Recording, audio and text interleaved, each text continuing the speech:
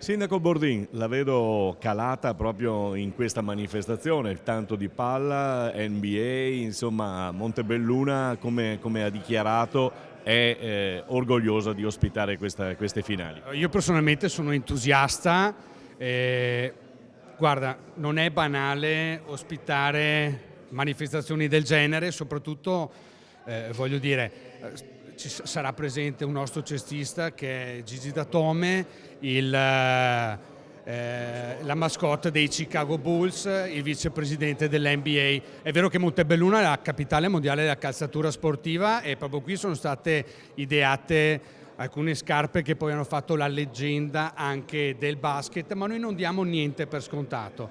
Tutto ciò è possibile grazie a una cooperazione tra enti, la Federazione Italiana Pallacanestro, la Federazione Italiana Pallacanestro Veneto, BCA Sport Events e Comune. Nulla è scontato, tanti ragazzi dovranno solo divertirsi. Montebelluna, capitale dello sport, vi stiamo aspettando.